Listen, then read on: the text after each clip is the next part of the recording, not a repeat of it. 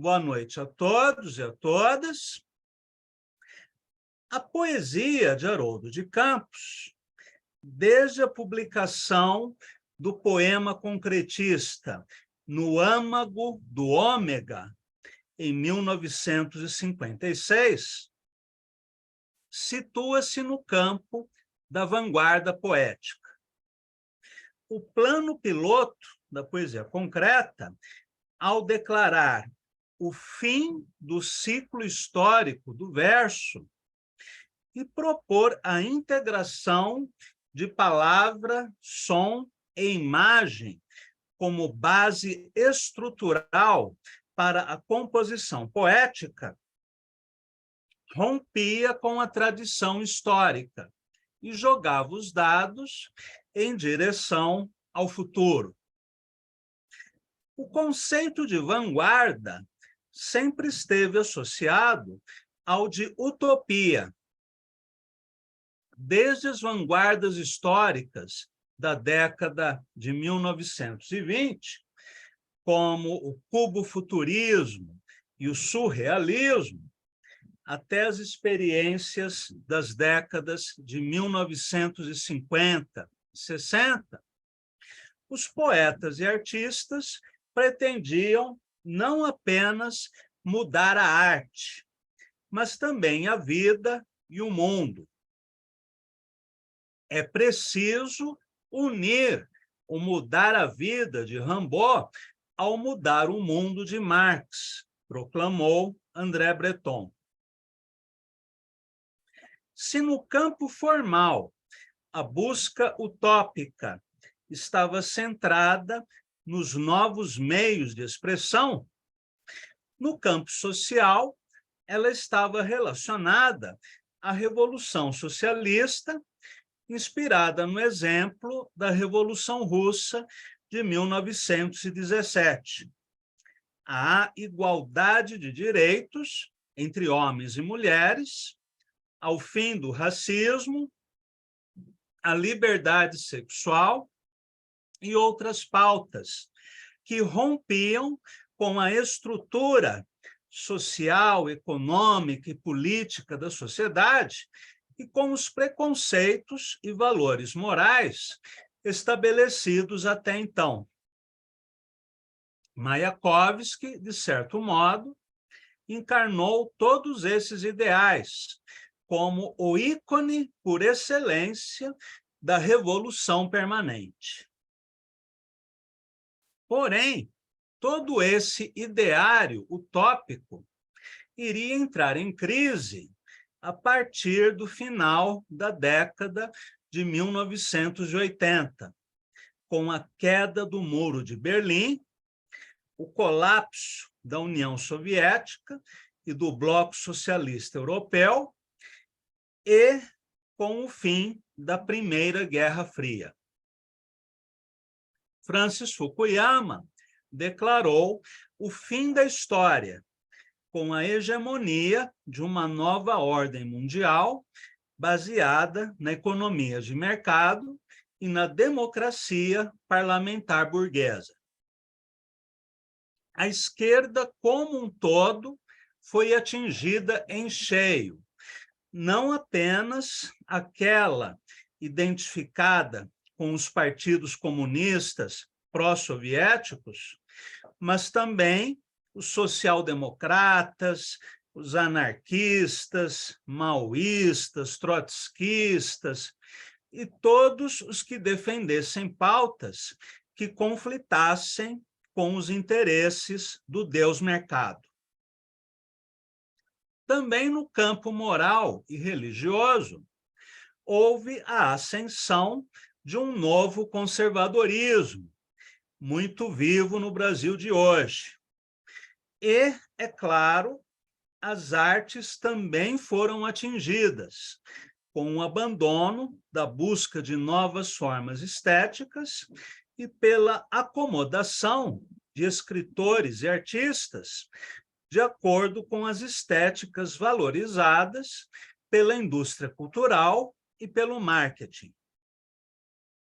É nesse momento que alguns autores da época chamaram de pós-moderno, que Haroldo de Campos cria um outro conceito, o de pós-utópico, que renunciava ao projeto coletivo e totalizador da vanguarda em favor de projetos individuais voltados à presentidade ou agoridade, sem renunciar ao experimentalismo, à invenção, mas agora em diálogo crítico-criativo com a tradição, buscando encontrar, no passado, das várias culturas da humanidade, formas que ainda não foram exauridas, para revivê-las transformadas no presente de criação. Estas ideias que nortearam a produção poética de Haroldo de Campos, a partir do livro A Educação dos Cinco Sentidos, foram expostas pela primeira vez em um ensaio publicado em 2 partes no antigo caderno folhetim do jornal Folha de São Paulo, com o título de Poesia e Modernidade, da morte do verso à constelação. O poema pós-utópico, incluído mais tarde na reunião de ensaios O Arco-Íris Branco. Vamos ler hoje alguns trechos desse ensaio para conhecermos melhor o pensamento de Haroldo de Campos, antes de estudarmos a sua poesia pós-utópica. Antes de lermos o ensaio, porém, é bom recordarmos o conceito de Humberto Eco a respeito de experimentalismo, em oposição ao conceito de vanguarda. Oposição não é a palavra exata. Ele buscava diferenciar as duas coisas, o experimental e a vanguarda. Vanguarda é um projeto coletivo, geralmente articulado em torno de um grupo que edita uma revista, publica um manifesto e defende os mesmos princípios normativos. Por exemplo, o grupo futurista italiano, que defendia as palavras em liberdade, né, os neologismos e outros procedimentos formais. Já o experimentalismo não está ligado a um grupo. É possível ser um poeta experimental, um romancista ou um cineasta experimental e não estar ligado a grupo algum. Por exemplo, James Joyce. Ele não fazia parte de nenhum movimento de vanguarda da época. Ele não foi surrealista, nem cubista, nem futurista, nem coisa nenhuma. Ele foi joycianista. Ele não criou nenhuma revista para defender determinados princípios estéticos. Ele não criou uma escola. Então, a vanguarda é sempre um projeto coletivo. O experimentalismo diz respeito a projetos individuais. Além disso, a vanguarda está associada à utopia. Os próprios futuristas italianos, de certo modo, foram utópicos, ainda que defendessem uma utopia negativa, né, o fascismo. Em vez de namorarem com o futuro, eles namoravam com o passado, queriam voltar para a Idade Média.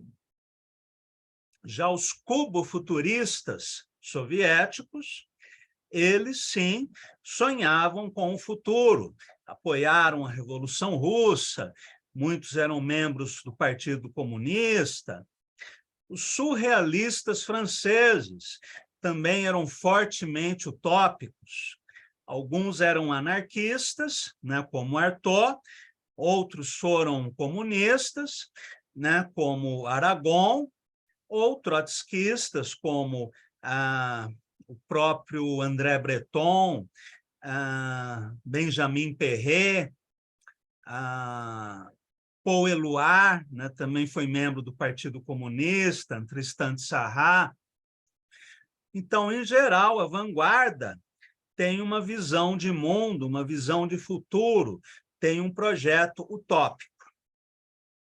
Numa época anti-utópica, como a nossa, né, para não dizer distópica, é possível fazer poesia experimental, embora seja muito difícil fazer poesia de vanguarda, pela ausência, né, de projetos sociais alternativos.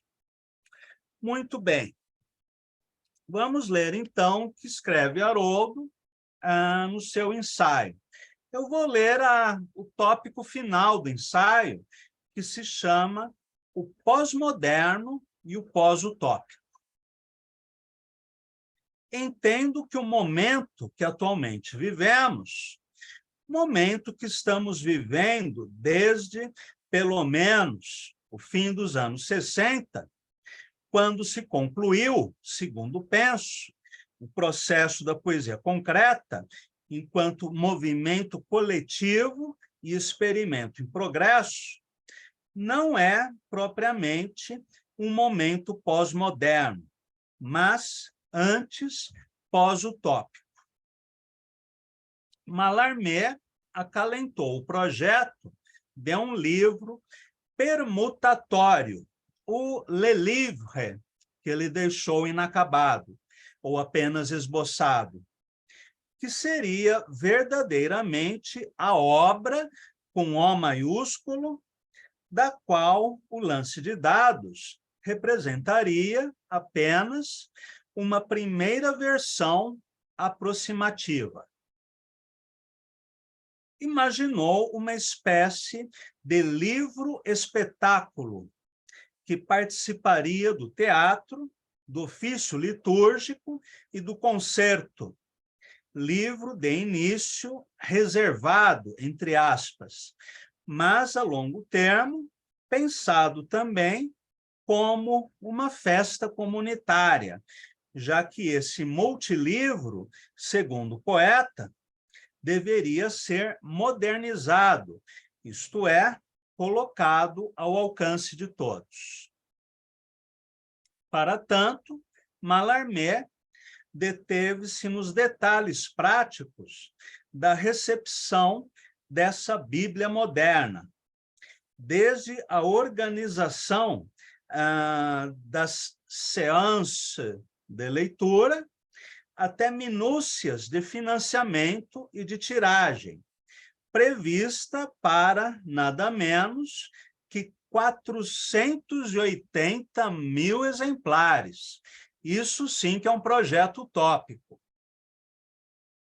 Segundo hoje o sabemos, graças aos rascunhos do projeto, publicados em 1957 por Jacques Schreer.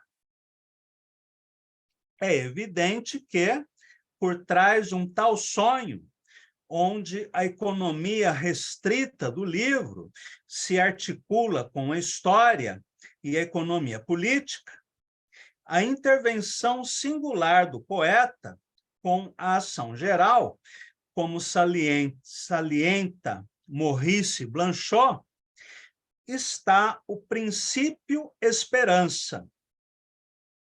Toma a expressão de Ernst Bloch.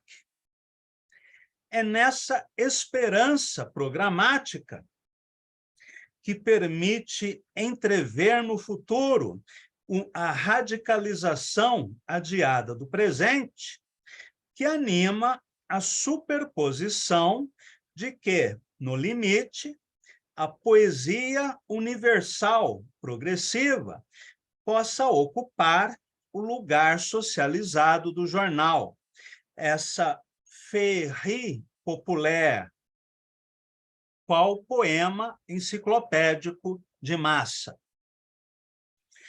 Indispensável como o pão ou o sal, entre aspas. Mayakovsky, no horizonte utópico de sua comuna ideal, livre de burocratas, refutando as censuras quanto à dificuldade e à incomunicabilidade de sua poesia, ecoará esse anelo por um livro cuja clareza decorra de sua necessidade, cuja condição de possibilidade nasça da elevação da cultura do povo, não do rebaixamento do nível de inovação poética. Tudo isso está no poema Incompreensível para as Massas, de 1927.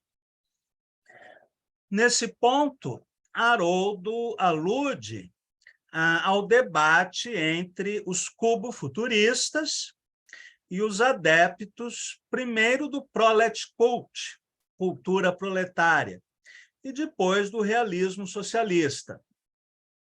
Enquanto os cubo-futuristas defendiam uma arte experimental, fortemente técnica, sintonizada com a era das máquinas, da indústria, da tecnologia, e que pressupunha uma educação das massas, já no regime socialista, para que o povo pudesse consumir arte de qualidade. No outro extremo, os adeptos do prolet cult e do realismo socialista defendiam uma arte de comunicação fácil, uma arte de propaganda mais fortemente ideológica, que deixasse de lado aqueles elementos considerados formalistas, sendo que essa palavra era usada de um modo pejorativo.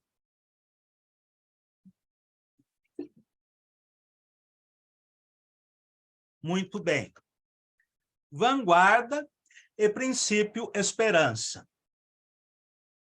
Sem esse princípio esperança, não como vaga abstração, mas como expectativa efetivamente alimentada por uma prática prospectiva.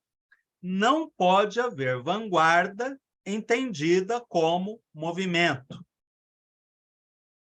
O trabalho em equipe, a renúncia às particularidades em prol do esforço coletivo e do resultado anônimo, é algo que só pode ser movido por esse motor eudípico, do grego eupis, significa esperança e expectativa.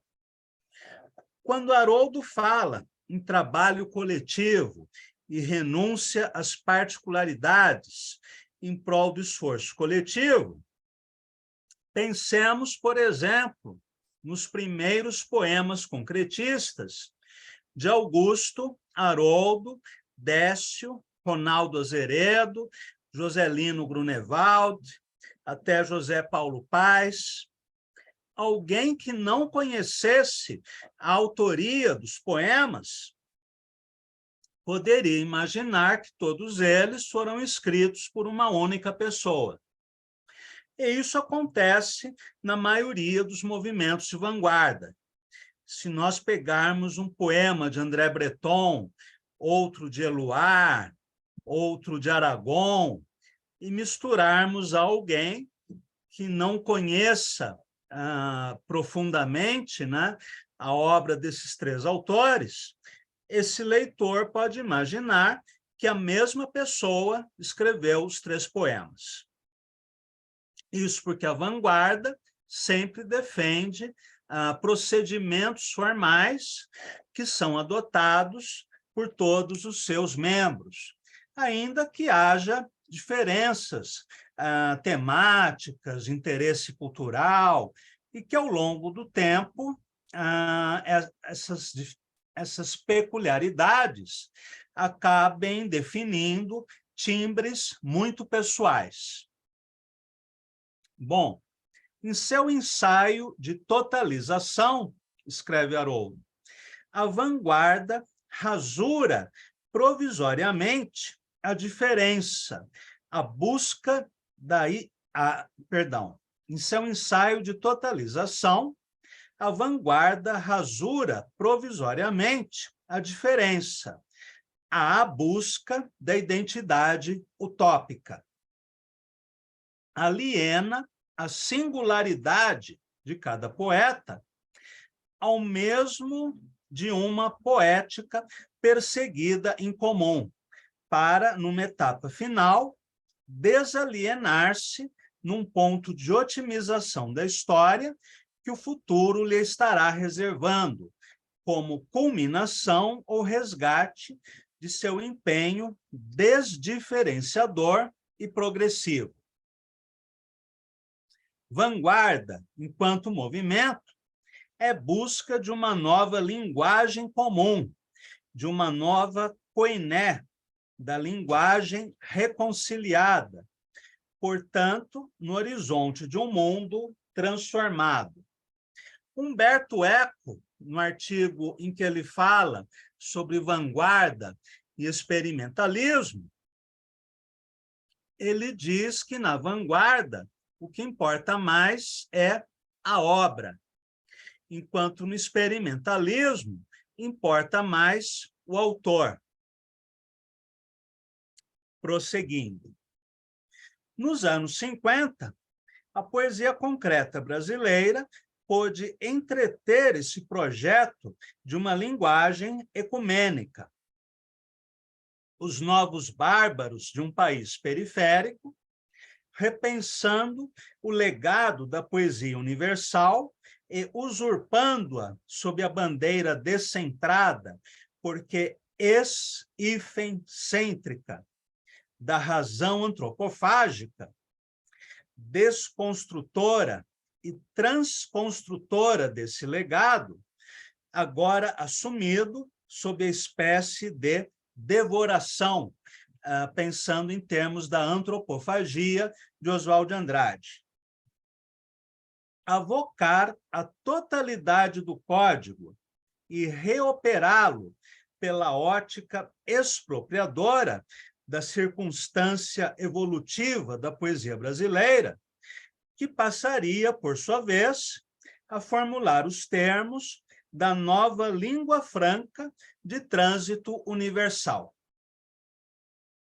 Quase que a criação de uma nova língua universal, ou, no mínimo, de uma nova linguagem poética universal. Brasília e a poesia concreta. A circunstância era favorável. No Brasil, edificava-se Brasília, a capital futurológica, barroquizante e construtivista, há um tempo, de Lúcio Costa e Niemeyer. O engenheiro João Cabral era nosso mais imediato antecedente.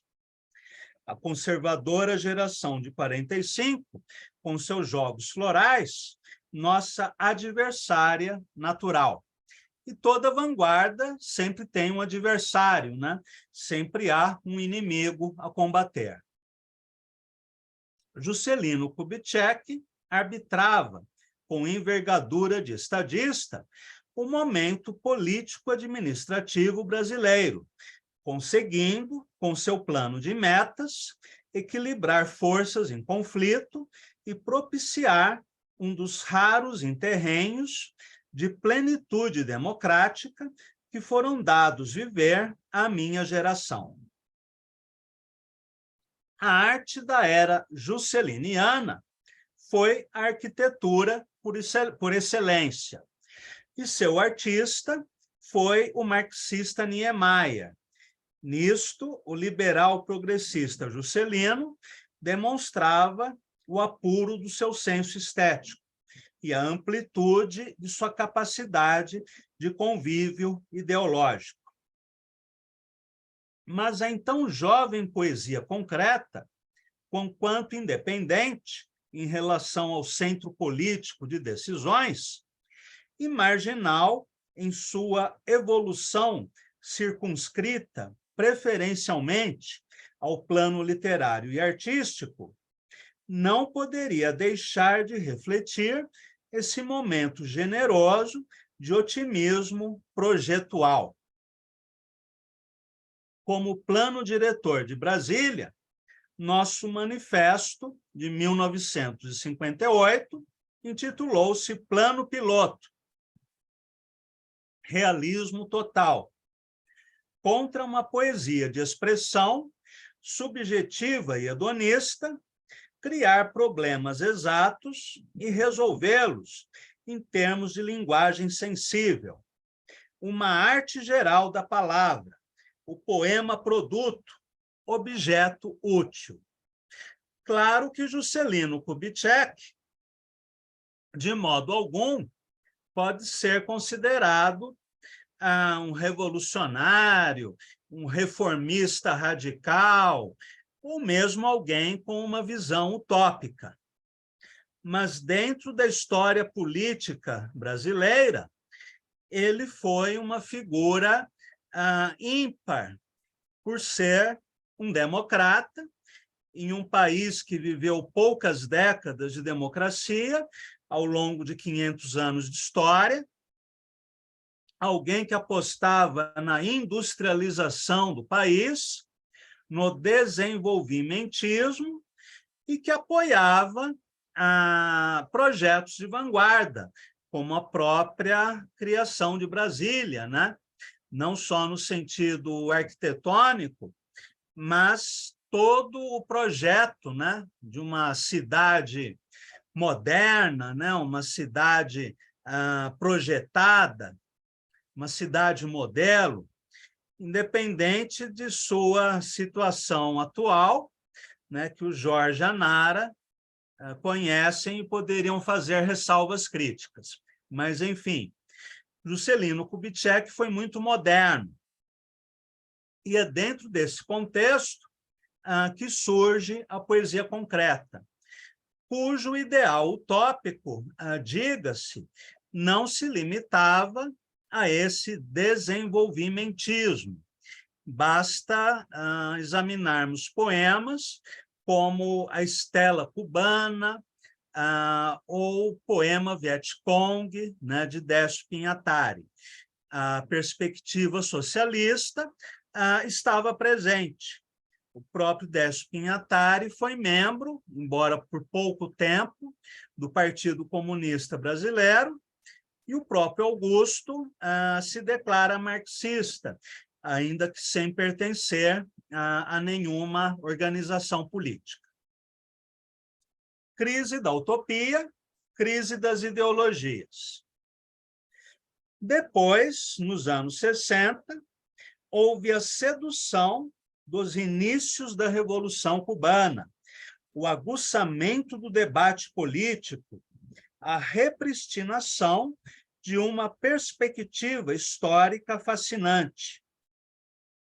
A renovação poética entrevia, outra vez, a possibilidade de encarnar-se na transformação social, como no começo da Revolução Russa, nos anos febris do cubo-futurismo, do construtivismo, da revista Lef, editada por Mayakovsky, das Janelas da Rosta, do poema Cartaz e da tipografia experimental de combate. Traduzimos Mayakovsky, recriando-lhe os poemas em toda a sua complexidade técnica. Repusemos em circulação o seu lema: sem forma revolucionária, não há arte revolucionária. interviemos no debate da cultura nacional, que se acendeu, à época, opondo-nos às teses estreitas dos sequazes brasileiros do realismo jdanovista e propondo a alternativa de um nacionalismo crítico, aberto ao universal. Uma poesia capaz de utilizar, na perspectiva do engajamento, as conquistas técnicas da poesia pura. Quando Haroldo escreve realismo jdanovista, ele se refere ao realismo socialista, só que utilizando um neologismo a partir do nome de Zdanov, ou Zdanov, que foi um comissário da cultura, né, soviético, que impôs, né, o realismo socialista como arte oficial e única da União Soviética, a partir dos anos 30. Veio o golpe de 64, o recrudescimento ditatorial de 68, os longos anos de autoritarismo e frustração de expectativas no plano nacional. Poesia em tempo de sufoco. No plano internacional, acelerou-se a crise das ideologias.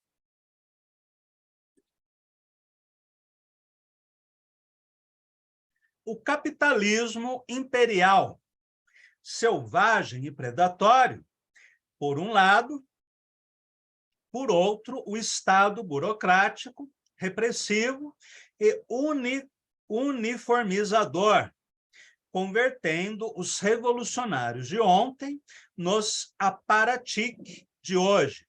Aparatik, em russo, significa os membros do aparelho, né? Os altos figurões, né? Do escalão no Estado soviético, fazendo da arte um espaço de vassalagem para a dogmática partidária.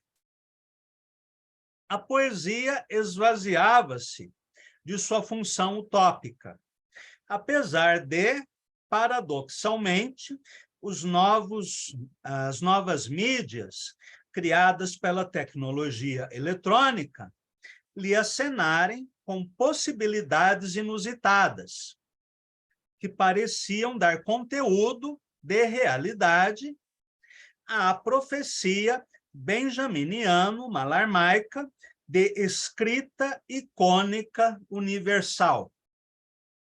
Ou seja, a mídia eletrônica permitiria, aos olhos de Haroldo, naquela época, a criação de uma linguagem universal, não uma linguagem escrita, mas uma linguagem eletrônica.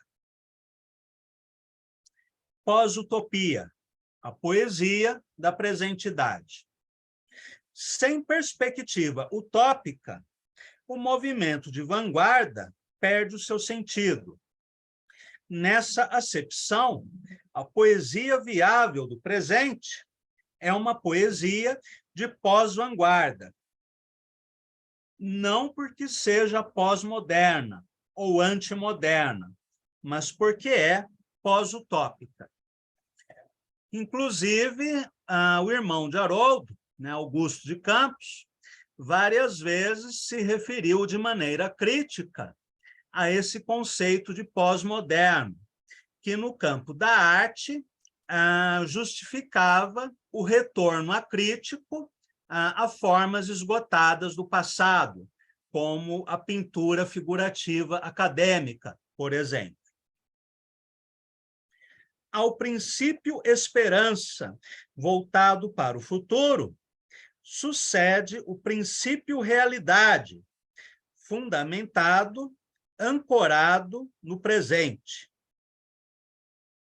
Concordo com Otávio Paz, quando expõe, nas páginas finais de Los Hijos del Limo, né, Os Filhos do Barro, que a poesia de hoje é uma poesia do agora, prefiro a expressão agoridade, ou Jetztzeit, termo caro a Walter Benjamin.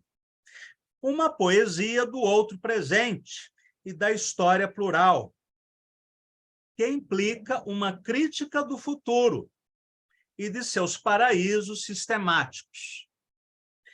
Frente à pretensão monológica da palavra única e da última palavra, frente ao absolutismo de um interpretante final que estanque a semiose infinita dos processos sígnicos e se hipostasie no porvir messiânico, o presente não conhece senão sínteses provisórias, e o único resíduo utópico que nele pode e deve permanecer é a dimensão crítica e dialógica que inere à utopia. Essa poesia da presente idade, no meu modo de ver, não deve, todavia, ensejar uma poesia de abdicação, não deve servir de álibi ao ecletismo regressivo ou à facilidade. Ao invés, a admissão de uma história plural nos incita à apropriação crítica de uma pluralidade de passados, sem uma prévia determinação exclusivista do futuro. Todas as vanguardas buscaram planejar o futuro, e é isso que Haroldo contesta aqui. Tenho dito, em mais de uma oportunidade, que a poesia concreta dos anos 50 e 60, como experiência de limites, não clausurou nem me enclausurou. Ao contrário, ensinou-me a ver o concreto na poesia, a transcender o ismo particularizante, para encarar a poesia transtemporalmente como um processo global e aberto de concreção sígnica, atualizado de modo sempre diferente nas várias épocas da história literária e nas várias ocasiões materializáveis da linguagem, aliás, das linguagens. Safo e Bachot, Dante e Camões, Sá de Miranda e Fernando Pessoa, Hölderlin e Celan, Góngora e Mallarmé são, para mim, nessa acepção fundamental, poetas concretos. O ismo aqui não faz sentido. Por isso, a poesia pós-utópica do presente, que não necessita mais, para definir-se, de recorrer a uma oposição dominante, seja a um dado passado, seja a si mesma, conforme o requeria o esquema característico do conceito de modernidade, em seu processo histórico evolutivo de autoafirmação, tem como poesia da agoridade um dispositivo crítico indispensável na operação tradutória. O tradutor, como diz Novalis, é o poeta do poeta, o poeta da poesia. A tradução, vista como prática de leitura reflexiva da tradição, permite recombinar a pluralidade dos passados possíveis e presentificá-la como diferença na unicidade do poema pós-utópico. Esse ensaio é muito denso, traz muitos conceitos importantes. Eu vou depois escaneá-lo e enviar para vocês em PDF. Bem, essa primeira apresentação, né, do conceito de pós-utópico pode ser complementada pelo que diz Haroldo de Campos em sua última entrevista, né, concedida a mim e publicada na revista Etc., editada no Paraná. Eu gostaria de ler para vocês alguns trechos dela.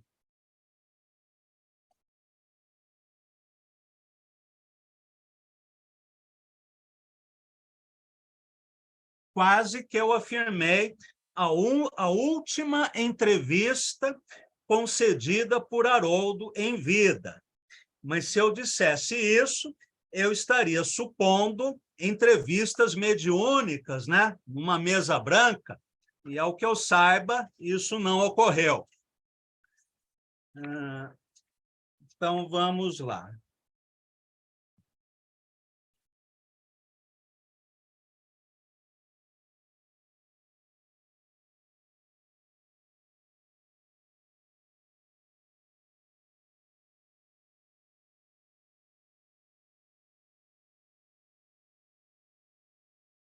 Deixa eu só localizar a questão específica. Pergunta: a tese do fim do ciclo histórico do verso permanece válida, em sua opinião? É possível ainda a experimentação no campo verbal ou o futuro aponta para o fim da poesia como arte da palavra, superada pelos novos meios eletrônicos? Haroldo: entendo. É isso que exponho no ensaio da morte do verso à constelação, o poema pós-utópico, que, com a crise simultânea das ideologias e das vanguardas, todo o radicalismo futurológico está já posto em questão. Estou com os que pensam que o processo da modernidade ainda não se concluiu.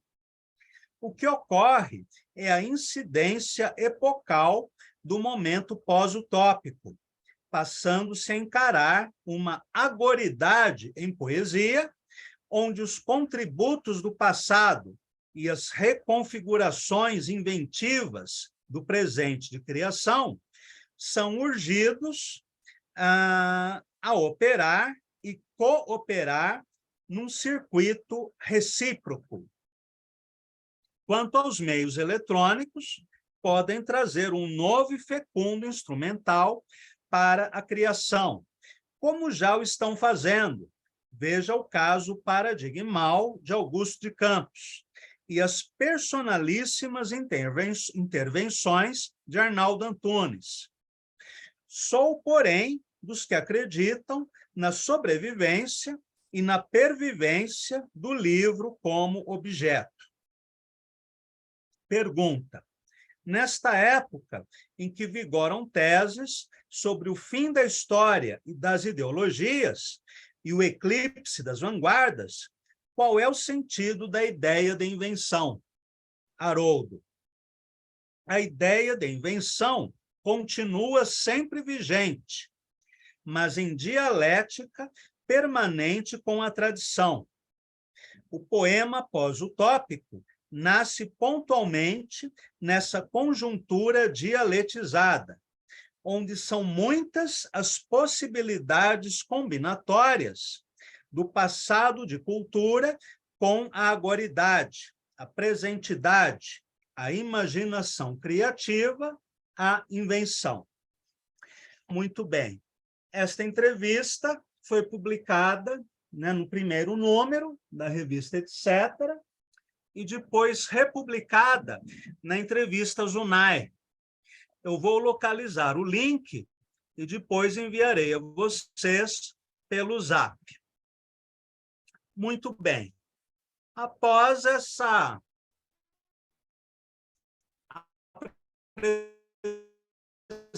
apresentação teórica, para a educação dos 5 sentidos.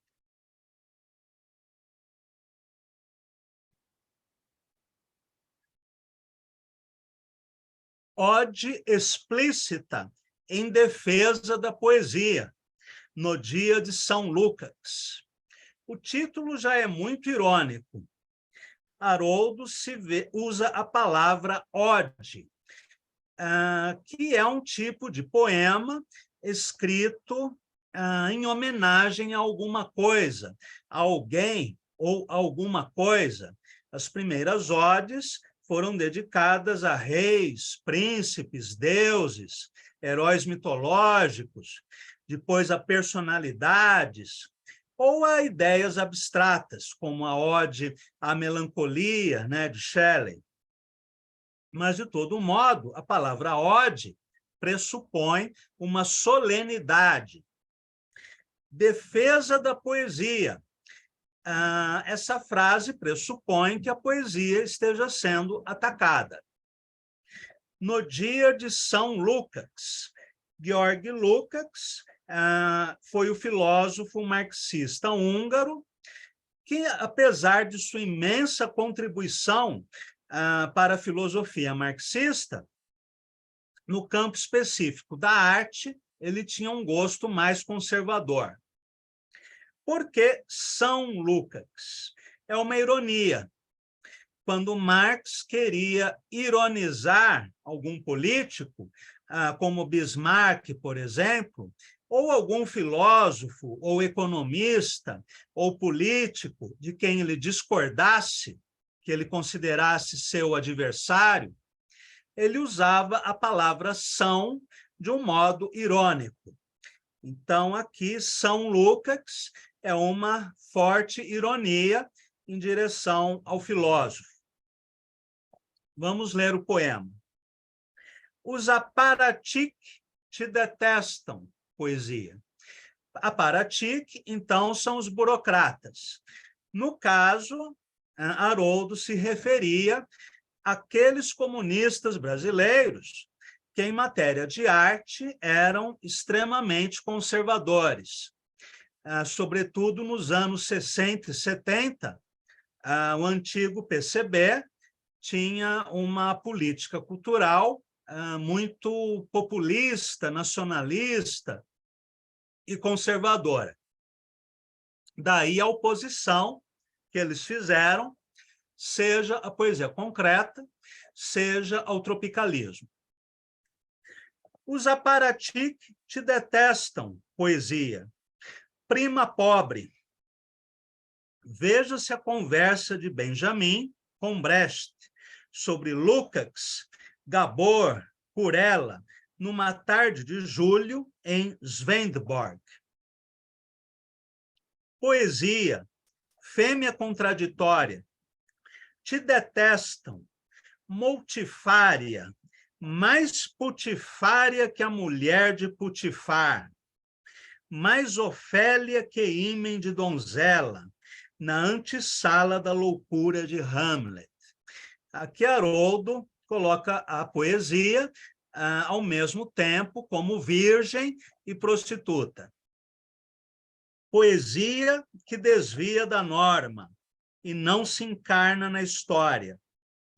Divisionária, rebelionária, visionária, velada, revelada, fazendo striptease para teus próprios Duchamp celibatários.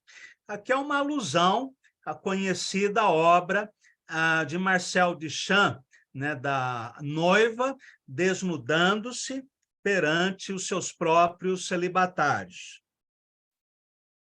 Violência organizada contra a língua, a míngua cotidiana. Esta é uma frase de Roman Jakobson, que define a poesia como a violência organizada contra a língua, ou seja, contra a fala rotineira, normatizada, burocrática, em favor de uma reinvenção da língua. Os aparatic te detestam, poesia. Porque tua propriedade é a forma, como diria Marx? E por que não distingues o dançarino da dança? Nem dás a César o que é de César. Não lhe dás a mínima, Catulo. Aqui é uma citação de um mini poema de Catulo, traduzido pelo próprio Haroldo. Sais com um poema pornô quando ele pede um hino. Serás a Etaera Esmeralda, de Thomas Mann, a dragonária agônica de asas de sífilis? Etaera é uma palavra grega que se refere a uma palavra grega que significa prostituta. Aqui, no caso, é uma personagem de um romance de Thomas Mann, se não me engano, o Doutor Fausto. Ou um fiapo de sol no olho selenita de Tselan. Ana Akhmatova te viu passeando no jardim e te jogou nos ombros, feito um renar de prata mortuária.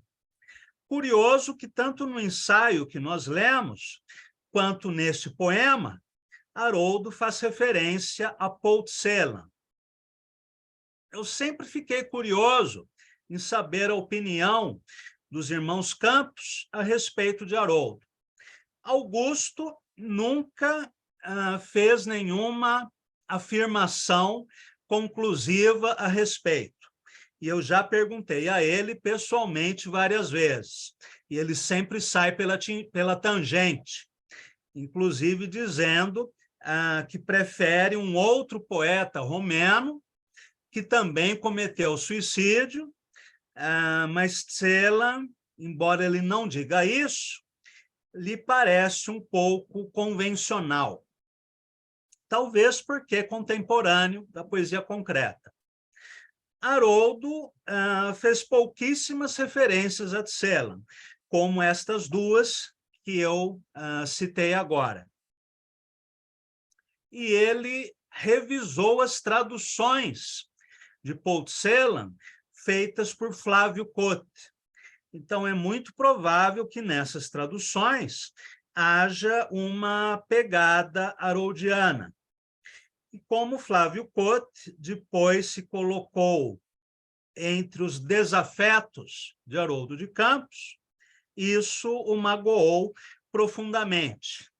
E ele também evitava falar em Celan.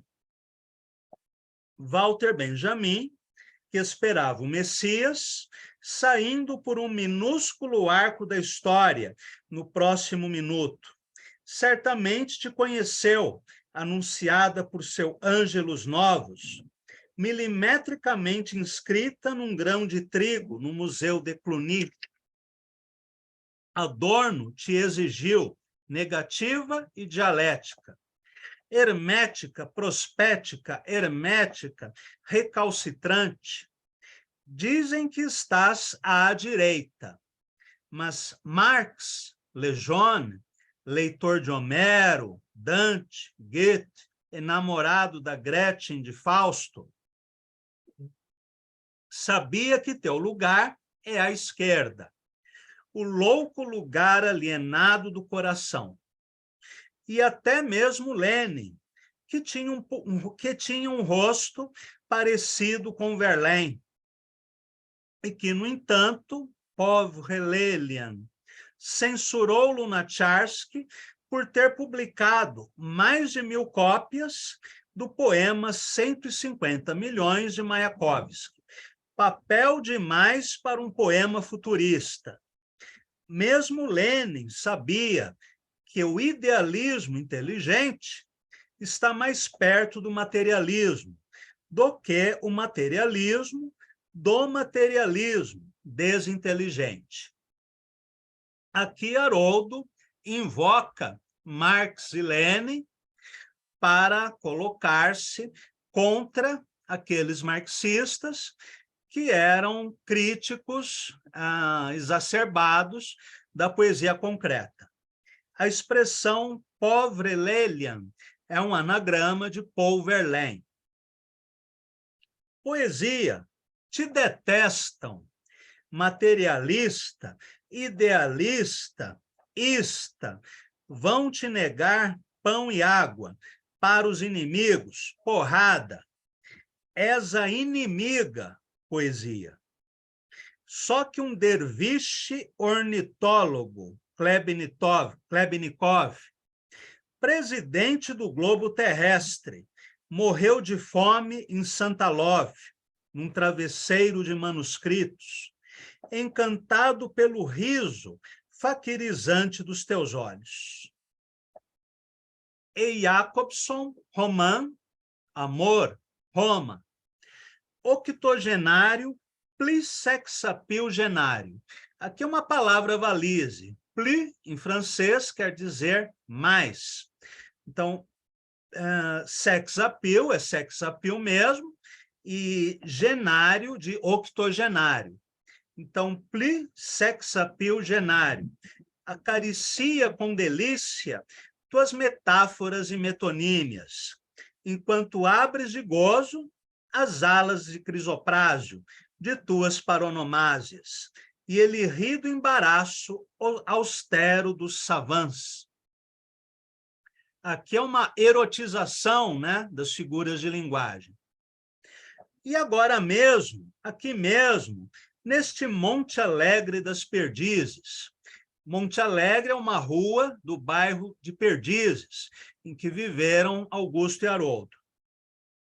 Dois irmãos siamesmos e um oleiro de nuvens, Pinhatari, que hoje se assina Sinhatari, te amam furiosamente na Garçonnière Noigandres. Há mais de 30 anos que te amam, e o resultado é esse, poesia. Já o sabes, a zorra na geleia geral. E todo mundo querendo tricapitar, há mais de 30 anos, esses trigênios vocalistas. Que ideia é essa de querer plantar ideogramas no nosso quintal, sem nenhum laranjal, Oswaldo, e Mário desmanchar a comidinha das crianças? Aqui há várias referências e citações. Bom, Garçonnière, na década de 20, por exemplo, em São Paulo, era uma espécie de flat que os membros da burguesia tinham para encontros amorosos, seja com amantes, seja com prostitutas. O próprio Oswald de Andrade tinha uma garçonnière, onde ele encontrava a Miss Ciclone, né, que foi uma de suas namoradas. Então, aqui, Haroldo faz essa comparação entre esses encontros amorosos dos burgueses com suas amantes, nas garçonnières, com os encontros amorosos entre os poetas e a poesia. Esses trigênios vocalistas, aqui é uma brincadeira com os trigêmeos vocalistas, que eram um grupo da música brasileira da época. Esse Sem Nenhum Laranjal é um verso de Oswald de Andrade, que faz parte de uma paródia da canção do exílio, se não me engano. Poesia, pois é, poesia, que é o título de um livro do Décio Pinhatari. Te detestam, lumpen proletária, voluptuária, vigária, elitista piranha do lixo. Por que não tens mensagem? E teu conteúdo é tua forma. E por que és feita de palavras? E não sabes contar nenhuma história? E por isso és poesia, como Queijo dizia, ou como há pouco Augusto, o Augusto, que a flor flore, o colibri colibriza, e a poesia, poesia. Bom, esse é um poema crítico, né? Sobretudo direcionado aos comunistas brasileiros da época, embora neste livro também haja vários poemas críticos do capitalismo. Haroldo de Campos, em nenhum momento, se colocou em defesa da economia capitalista. O que ele criticava era o realismo socialista, como arte oficial e única de Estado. Bem, lendo este poema, de tom panfletário, nós já notamos várias diferenças estéticas em relação à signância quasi-cel, por exemplo. Aqui não são as palavras isoladas, há pouco uso da elipse, não há uso da visualidade. A poesia é muito mais discursiva, é muito mais sintática, linear, fortemente logopaica. É um poema que quase nada tem em comum com o concretismo. Apesar de todas as citações intertextuais, todos os diálogos culturais, né, que fazem parte de toda a poesia de Haroldo de Campos, na verdade, em todas as suas fases. Mas não há nenhum ingrediente puramente concretista, com exceção, talvez, da palavra valise, né, como sex appeal genário. E, mesmo assim, ele faz um uso econômico desse tipo de recurso. É uma poesia muito mais discursiva e programática, que serve como manifesto. E, por isso mesmo, eu iniciei o estudo do livro pela leitura desse poema. Entre hoje e amanhã, eu enviarei para vocês uma cópia em PDF do ensaio, uma cópia do poema e também a entrevista que eu fiz com Haroldo, que foi publicada na revista Zunai. E na semana que vem, continuaremos estudando o livro A Educação dos Cinco Sentidos.